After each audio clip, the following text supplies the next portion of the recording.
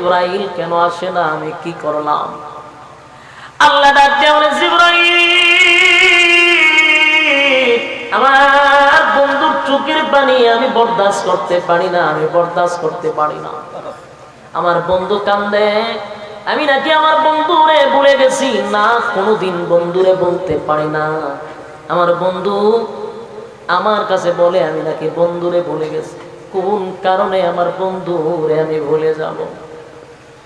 জিবরাইলকে পাঠায়া দিল। জিবরাইল সর্বপ্রথম আয়েশা আমার আল্লাহর পয়গম্বরের কাছে সূরা দোহা নাযিল করে দেয়। সুবহানাল্লাহ থাকলে কইতে পারে। আল্লাহ সূরা দোহাটা নাযিল করে কসম করছেন। কসম করে আল্লাহ রাব্বুল আলামিন তখন আয়াত নাযিল করে বলে, ওয়াদ-দুহা। আল্লাহ বলেন দিনের কসম। আল্লাহ বলেন ওয়াদ-দুহা, শপথ, দিনের শপথ, আলোর শপথ। ওয়াল-লাইলি ইযা সাজা। আল্লাহ বলেন রাতের কসম, রাতের অন্ধকারের কসম। রব্বি কারীম বলেন ওয়াদ-দুহা, রাতের গভীরের কসম গো।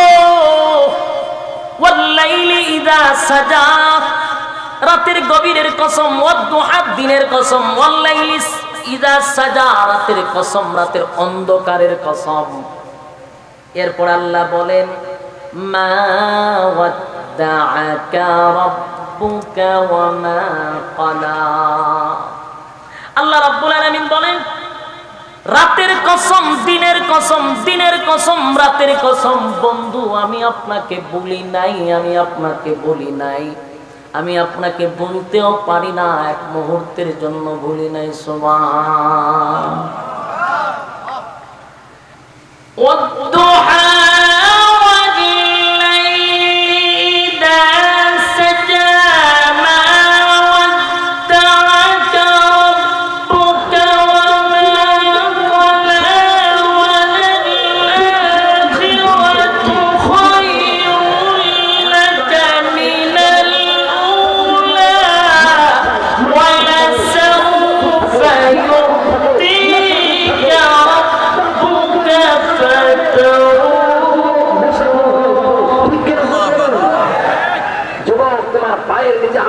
বলছি, আজকে আমার সোনার যুবকরা নেশার জগতে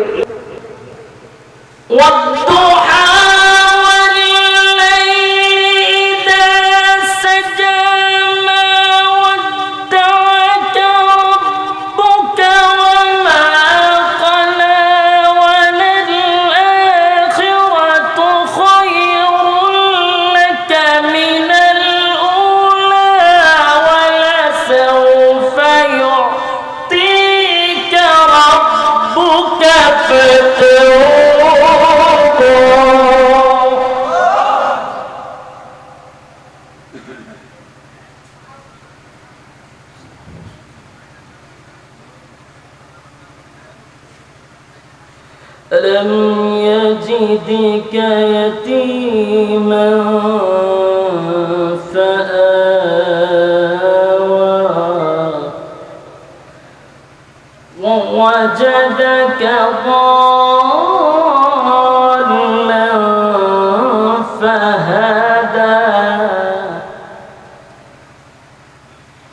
ووجدك عائلا فأغنى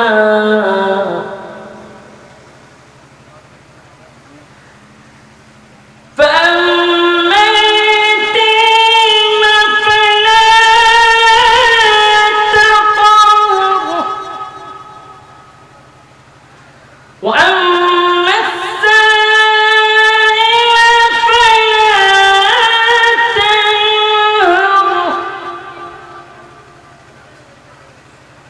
وأما بنعمة ربك فحدث بسم الله الرحمن الرحيم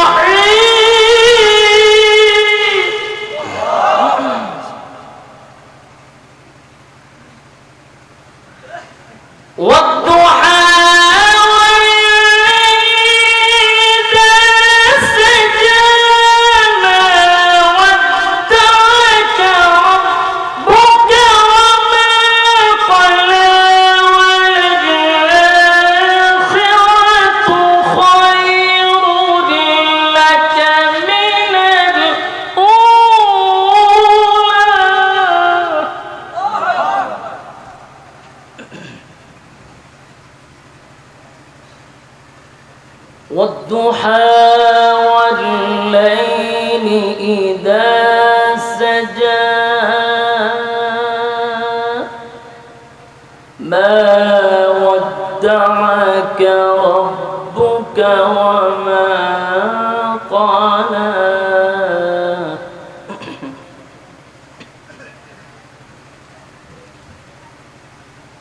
والضحى والليل إذا سجى ما ودعك ربك وما قلى وللآخرة خير لك من الأولى ولسوف يعطيك ربك فترضى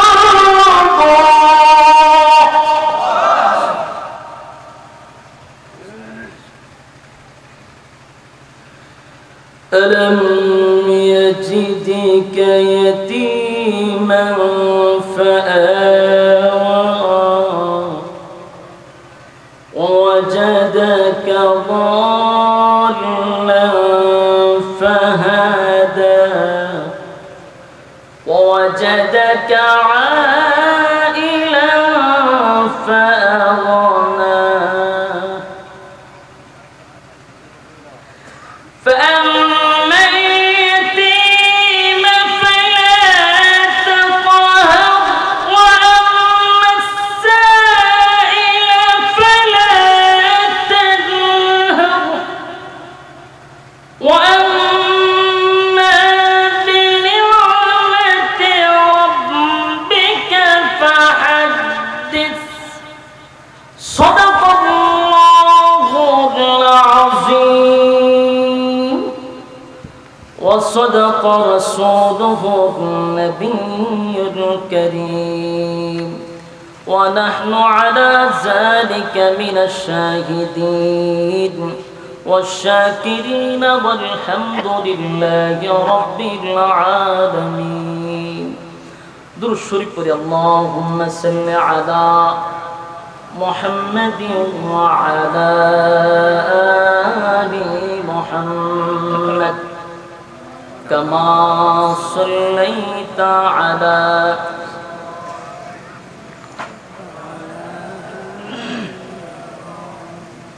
إنك حميد مجيد اللهم بارك على محمد وعلى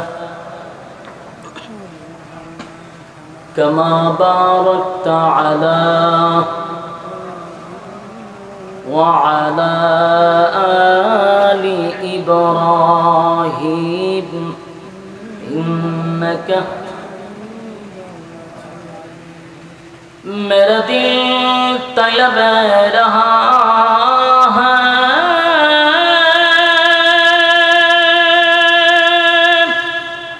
मेरे जलने रहा है सीना ए दवा वहीं मिलेंगी मुझे ले चलो मदीना बदौल उला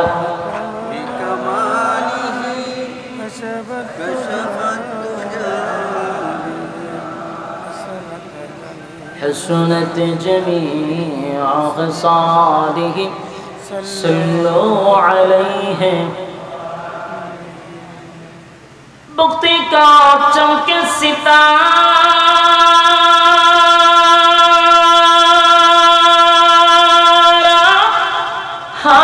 حاضری کا ہو اشارہ دیکھ کر رو جائے پیارا بلغ العلا بکمالہ كشف الترجى بجماله حسنت جميع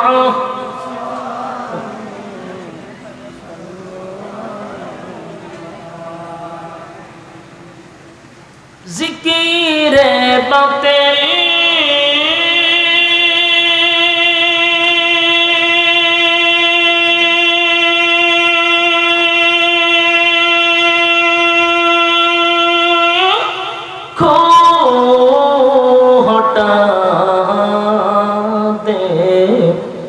दिल से रबे जिक्र में तेरे लगा दे रोज शाम ला इलाहा इल्लल्लाह ला इलाहा इल्लल्लाह ला इलाहा जोड़े ला इलाहा इल्लल्लाह ला इलाहा ला इलाहा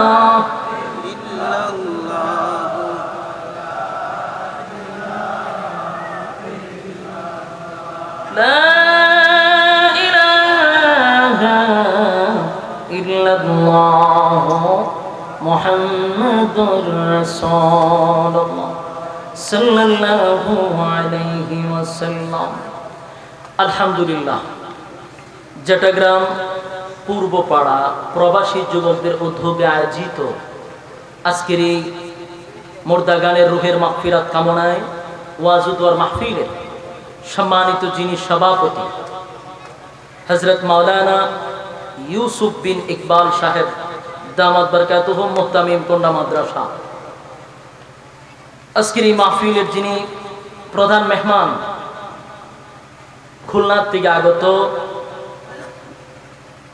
আল্লামা মুফতি আব্দুল হান্নান উসমানী সাহেব দামাত বরকাতুহুম, মুহাদ্দিস জাকারিয়া মাদ্রাসা খুলনা, হযরত আপনাদের মাঝে অবস্থান করতেছি ইনশাআল্লাহ। হুজুর যখন স্টেজে আসবে আমি আমার বয়ান তখনই শেষ করে দিব ইনশাআল্লাহ। উপস্থিত আপনাদের এই চট্টগ্রাম মাদ্রাসার সুনামধন্য একজন শিক্ষক, অসংখ্য হাফেজদের উস্তাদ এখানে বসা আলহামদুলিল্লাহ। এছাড়াও উপস্থিত দূর দূরান্ত থেকে আগত সমবয়সী তরুণ যুবক ভাইরা, উপস্থিত মুরব্বিয়ান আজম, মাইকের আওয়াজ যতটুকু দূরে যায় অবস্থানরত পর্দানিশী মা ও বোনেরা, সকলকে আমার অন্তরের অন্তঃস্থল থেকে জ্ঞাপন করছি মোবারক সবটুকুন শুকরিয়া আল্লাহ সুবহান মহিয়ান গরিয়ান সর্বশক্তিমান আল্লাহ পাকের জন্য, যিনি অত্যন্ত দয়া মায়া করে প্রচন্ড গরমের মধ্যেও দিনের কিছু কথা শোনার উদ্দেশ্যে আরামের ঘুম হারাম করে নরমাল বিছানার মধ্যে আপনারা ধৈর্যের সাথে যে বসে আছেন, অবস্থান করেছেন, রব্বুল আলামিন আমাদেরকে সুস্থ অবস্থায় এখানে আসার এবং বসার যে তৌফিকটুকু দান করেছেন, এই জন্য সকলেই অবনত চিত্তে হৃদয়ের আবেগ অনুভূতি উজাড় করে সমবেত কণ্ঠে উচ্চ আওয়াজে শুকরিয়া আদায় করে নিচ্ছি আলহামদুলিল্লাহ। লক্ষ কোটি দুরুদ এবং সালাম আল্লাহ সৃষ্টির প্রধান আকর্ষণ বিশ্ব সভার সভাপতি জনাবে মুহাম্মদুর রাসূলুল্লাহ সাল্লাল্লাহু আলাইহি ওয়াসাল্লামের উপর।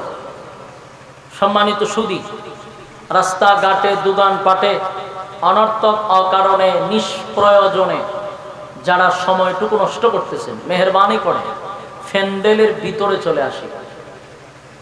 অত্যন্ত গুরুত্বপূর্ণ একটি মজলিস, উলামায়ে কেরামদের মজলিস, আল্লাহ ওয়ালাদের মজলিস।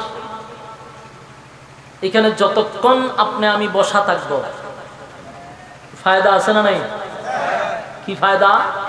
আল্লাহ রাসূল বলেন নাযালাত আলাইহিমুস সাকিনা, দ্বীনি মজলিসে দ্বীনের কথা শোনার উদ্দেশ্যে যতক্ষণ বসা থাকবেন উপর থেকে রহমত নাজিল হইতে থাকবে। এবং যেখানে দ্বীনের কথাবার্তা বলা হয় মাজালিসুল কোরআন মাজালিসুল্লাহ, এটা আল্লাহর মজলিস হয়ে যায়। আসেনি সুবহানাল্লাহ? তাহলে বসা থাকলে রহমত নাজিল হবে। দ্বিতীয় আরেকটা ফায়দা হবে,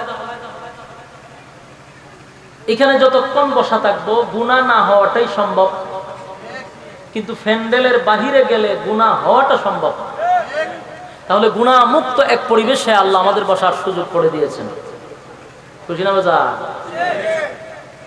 তাহলে যারা এখনো ফ্যান্ডেলের বাহিরে, রহমত কি তাদের উপরে নাজিল হবে না আমাদের উপরে? এই জন্য ফ্যান্ডেলের বাহিরে যেন না থাকি, ফ্যান্ডেলের ভিতরে বসে যাই। আল্লাহ রাব্বুল আলামিন যাদেরকে ভালোবাসে, যাদেরকে মহব্বত করে, ওই সমস্ত বান্দাদেরকে আল্লাহ দ্বীনের কাজে লাগায় রাখে। কথা বুঝতেছেন? মানে আমরা যারা এখানে বসছি, আল্লাহ আমাদেরকে ভালোবাসে, আলহামদুলিল্লাহ।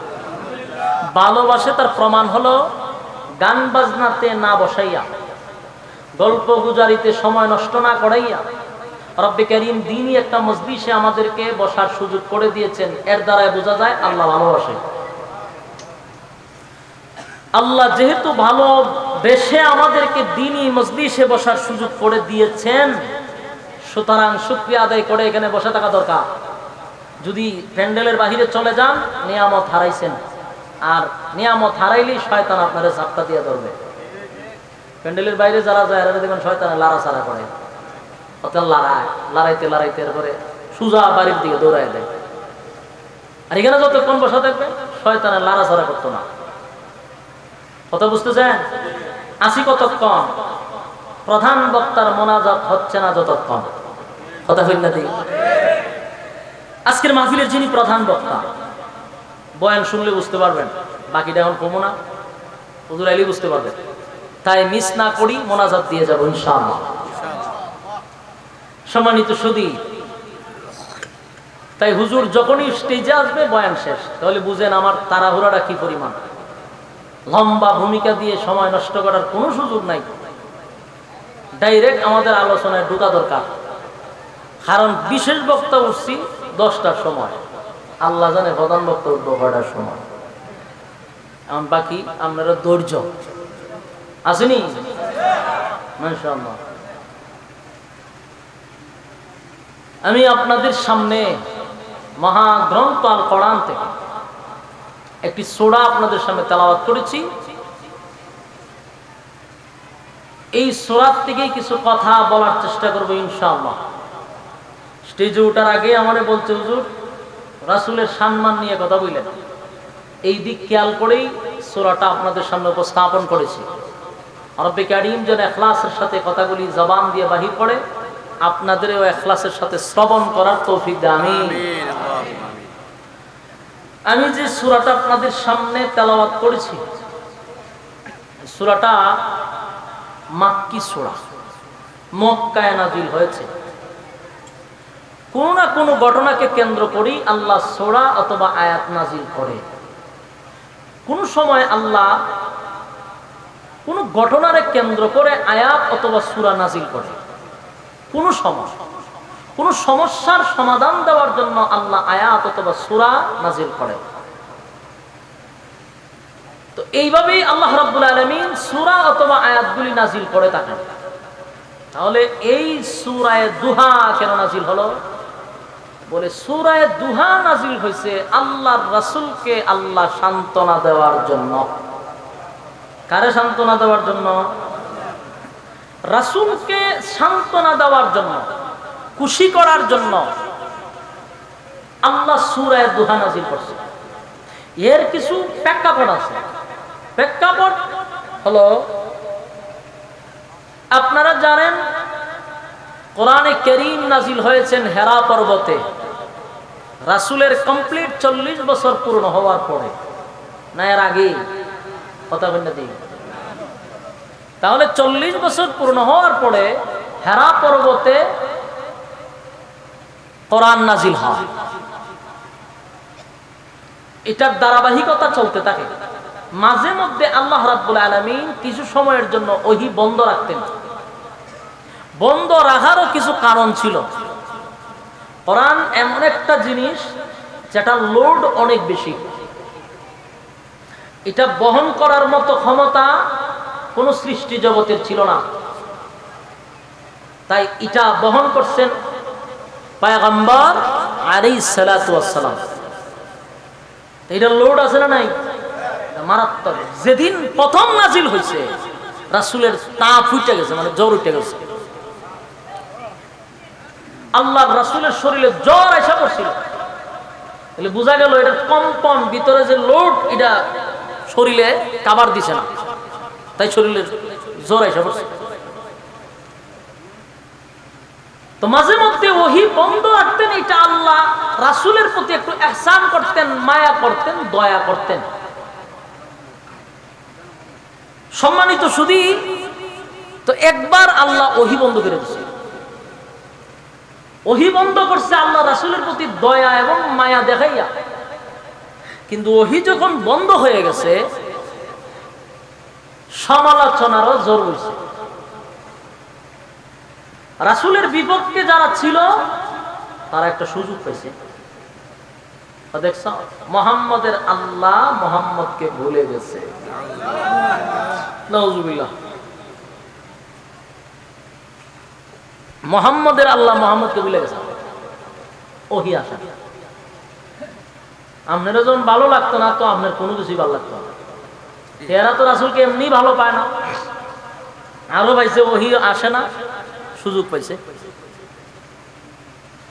কোন জায়গায় লেখা সপ্তাহ, এক সপ্তাহ, কোন জায়গায় 15 দিন, কোন জায়গায় লেখা 45 দিন ওহী বন্ধ ছিল। বিভিন্ন সমালোচনা শুরু হয়েছে। আর সমালোচনা শুরু করছে সর্বপ্রথম নিজের ঘর থেকে। রাসূলের একজন চাচী ছিল, আবু লাহাবের বউ উম্মে জামিল, রাসূলের চাচী। সে প্রতিদিন রাসূলের তাহাজ্জুদের নামাজকে ফলো করত। রাসূল যে তাহাজ্জুদ নামাজ পড়ার জন্য উঠতো, এই উম্মে জামিল ঘরের ফাঁক দিয়া কুরআন তেলাওয়াত শুনত। সুবহানাল্লাহ থাকলে কইতে পারে। কিন্তু রাসূলকে কি ভালোবাসে? ভালোবাসে না, কিন্তু কোরআন তেলাওয়াত শুনে লুগাইয়া লুগাইয়া। এখন কোরআন যেহেতু নাজিল হয় না, রাসূল তাহাজ্জুদও দাঁড়ায় না। উম্মে জামিল দেহে তাহাজ্জুদ আসে না কেন? রাত্রি দিয়ে উঠে না, এই তার ভিতরে আরেকটা যন্ত্রণা। এখন করলো কি? সে রাসূলের কাছে গেছে, গেল, মুহাম্মদ তোমার কাছে যে একটা শয়তান আসতো, এটা আসে না? হন চিন্তা করেন কত বড় খারাপ। মানে জিবরাইল যে আসতো, জিবরাইলে শয়তান কইছে। কত খারাপ মহিলা। আমি যদি পাইতাম তো আধা ঘন্টা হলে হাসা খঞ্চিতে বাইরিলাম, বাইরে নি দরকার নেই। জিবরাইল রে কয় শয়তান, শয়তানটা যে আসতো এখন আর আসে না কেন? এখানে একটা বিষয় বুঝবেন, ওহী না আসার কারণে রাসূল কিন্তু ব্যথায় ব্যতীত। রাসূলেরও কষ্ট হয়, আহারে ওহী আসে না, আল্লাহকে আমরা ভুলেই গেল। রাসূলও কিন্তু একটা হতাশার মধ্যে, আসে না কেন? না আমি কি করলাম, ওহী কেন বন্ধ করে দিল? রাসূল এমনিতেই পেরেশানির মধ্যে আছে। এর মধ্যে আবার আয়েশা যদি এই কথা বলে, তাহলে কাটা গায়ে লবণ দেওয়ার সমান। রাসূল এমনি ব্যথায় ব্যতীত, এর মধ্যে শয়তান আয় না। আল্লাহর রাসূল চোখ দিয়ে পানি ছেড়ে দিয়েছে, কোনো উত্তর দেয় না। এর মধ্যে বেঈমানরা আয় রাসূল দেখো, কেউ আয় না তো কি, তাই তো আগে যাইতো। এরকম টিটকারি মস্কারি শুরু করছে আল্লাহ রাসূলের। আল্লাহ রাসূল বারবার আকাশের দিকে তাকায়, জিবরাইল আসে না কেন? কারণ আল্লাহর রাসূলের কাছে জিবরাইল যেই পরিমাণ আসছে, আল্লাহ যত পয়গম্বর নবী রাসূল দুনিয়াতে পাঠাইছিল সবার কাছে মিলাইয়া যতবার আসছে, আমার রাসূলের কাছে এর চেয়ে বেশি আসছে। কোন নবীর কাছে একবারও আসছে জীবনে, এর কাছে 3 বার, 40 বার, এরকম ভাবে কম কম আসছে। কিন্তু আমার রাসূলের কাছে প্রায় 24,000 বার আসছে। চিন্তা করেন জিবরাইলের সাথে রাসূলের কি সম্পর্ক? গণ গণ আসতো। আল্লাহ রাসূল কতক্ষণ ভরে ভরে গেলে আসমানের দিকে তাকায়, জিবরাইল আয় না কেন? পরে এখন সবাই সমালোচনা করতেছে, কয় মুহাম্মদ রে মুহাম্মদের আল্লাহ ভুইল্লা গেছে। নাউজুবিল্লাহ। মূল ঘটনা হইল মুহাম্মদের আল্লাহ মুহাম্মদ রে ভুইল্লা গেছে, এই জন্য তো এখন আর দেখো না আল্লাহ লোক পাঠায় না। এই রাসূলের ভিতরে আরো ব্যথা, কান্না শুরু করছে। এইভাবে চলতেছে, একদিন 2 দিন নয়, 15 দিন কোরআন নাজিল হয় না। আর রাসূল কান্দে, কতক্ষণ পরে পড়ে খালি আসমানের দিকে তাকায়। আল্লাহর হাবিবের চোখ দিয়া পানি পড়া শুরু হয়ে গেছে। ভিতরে ভিতরে একটা ব্যথা স্বাভাবিক। সব সময় জিবরাইল আসতো সকালে, বিকালে, দুপুরে, কোনো টাইম নেই। হঠাৎ করে জিবরাইল এখন আসে না, নবীর ভিতরেও ব্যথা শুরু হয়ে গেছে। এ ভাই, পয়গম্বর আসমানের দিকে তাকাইয়া তাকাইয়া চোখ দিয়া পানি ছাড়ে। আল্লাহ, আপনি কি আমারে বলে গেলেন? আমি আর সহ্য করতে পারি না। বেঈমানরা চতুর্দিকে আমার বিরুদ্ধে সমালোচনা শুরু করছে। মালিক রে, সবচেয়ে বড় কথা হলো, আমার আপন লোকগুলা যখন আমার বিরুদ্ধে কথাগুলি বলা শুরু করে, আমি আর বরদাস্ত করতে পারি না। আয় আল্লাহ, জিবরাইলকে পাঠায় দেন, আর কত আমার চোখ দিয়া পানি জড়াবেন। রাসূল যখন কান্না শুরু করে দিল, আসমানের দিকে তাকাইয়া পয়গম্বর যখন বলেন, মালিক, আমারে আর কত কান্দাইবেন? জিবরাইল কেন আসে না? আমি কি করলাম? আল্লাহ ডাক দিয়ে বলে, জিবরাইল, আমার বন্ধুর চোখের পানি আমি বরদাস্ত করতে পারি না, আমি বরদাস্ত করতে পারি না। আমার বন্ধু কান্দে, আমি নাকি আমার বন্ধুরে ভুলে গেছি? না, কোনোদিন বন্ধুরে বলতে পারি না। আমার বন্ধু আমার কাছে বলে আমি নাকি বন্ধুরে ভুলে গেছি। কোন কারণে আমার বন্ধুরে আমি ভুলে যাব? জিবরাইলকে পাঠায়া দিল। জিবরাইল সর্বপ্রথম আইসা আমার আল্লাহর পয়গম্বরের কাছে সূরা দোহা নাযিল করে দেয়। সুবহানাল্লাহ থাকলে কইতে পারে। আল্লাহ সূরা দোহাটা নাযিল করে কসম করছেন। কসম করে আল্লাহ রাব্বুল আলামিন তখন আয়াত নাযিল করে বলে, ওয়াদ-দুহা। আল্লাহ বলেন দিনের কসম। আল্লাহ বলেন ওয়াদ-দুহা, শপথ, দিনের শপথ, আলোর শপথ। ওয়াল-লাইলি ইযা সাজা। আল্লাহ বলেন রাতের কসম, রাতের অন্ধকারের কসম।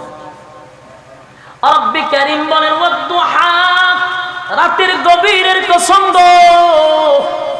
ওয়াল-লাইলি ইযা সাজা, রাতের গভীরের কসম। ওয়াদ-দুহা, দিনের কসম। ওয়াল-লাইলি ইযা সাজা, রাতের কসম, রাতের অন্ধকারের কসম। এরপর আল্লাহ বলেন, মা ওয়াদ্দাআকা রাব্বুকা ওয়া মা ক্বালা। আল্লাহ রাব্বুল আলামিন বলেন রাতের কসম, দিনের কসম, দিনের কসম, রাতের কসম। বন্ধু, আমি আপনাকে বলি নাই, আমি আপনাকে বলি নাই, আমি আপনাকে বলতেও পারি না, এক মুহূর্তের জন্য বলি নাই। সুবহান। আরে যুবক ভাই, এ রব্বি কারীম বলেন, হাবিব, বেঈমানরা বলে আমি আপনাকে ভুলে গেছি। ওয়াল-লাইলি ইযা সাজা, রাতের কসম। ওয়াদ-দুহা, দিনের কসম, রাতের কসম, আমি আপনাকে বলি নাই। মা ওয়াদ্দাআকা রাব্বুকা ওয়া মা ক্বালা, আমি আপনাকে বলি নাই, বলতেও পারি না, আমি আপনাকে বলি নাই। আপনার রব আপনাকে ভুলে নাই, বলতে পারে না। সুবহানাল্লাহ। আমি আপনাকে বলি নাই, তোমার রব কখনোই তোমাকে ভুলে নাই, ভুলবেও না। সুবহানাল্লাহ। তাহলে বেঈমানদের কথা ছিল আপনার রব আপনাকে ভুলে গেছে, আর আল্লাহ কয় রাতের কসম, দিনের কসম, আমি আগেও বলি নাই, এখনো বলি নাই, ভবিষ্যতেও বলবো না। ভুলে গেছে গা আল্লাহ রাব্বুল আলামিন। এরপরে বলেন, এই বেঈমানরা বলেন আপনার রব আপনাকে ভুলে গেছে। আল্লাহ কয় আমি ভুলি নাই। এরপরে আল্লাহ বলেন, ওয়াদাল আখিরাতু খায়রুল লাকা মিনাল উলা। আল্লাহ বলেন বন্ধু, আমি আপনাকে যত নিয়ামত দিছি, যত নিয়ামত আপনাকে দিছি গো বন্ধু, এটা কিছুই না। আমি আপনার জন্য আমি এর থেকে বেশি নিয়ামত পরকালে রাখছি। আমি আপনাকে বলি নাই। এরপর আল্লাহ বলেন, ওয়ালাল আখিরাতু খায়রুল লাকা মিনাল উলা। যা দিয়েছি এর থেকে বেশি আপনার জন্য পরবর্তীতে রাখছি। বন্ধু, আপনাকে মায়া যদি না করতাম তাহলে কি আপনার জন্য বেশি রাখতাম? অবশ্যই আপনার জন্য কোটি কোটি কোটি গুণ বেশি পরকালে নিয়ামত রাখছি। আল্লাহ রাব্বুল আলামিন এই কথার দ্বারা কি বুঝলেন? ওয়ালাল আখিরাতু খায়রুল লাকা মিনাল উলা। এখনকার যুগের যে পরবর্তী যুগ অনেক ভালো, এটার দ্বারা কি বুঝছেন? শুধু রাসূলকে বুঝাইছে এমনটা নয়।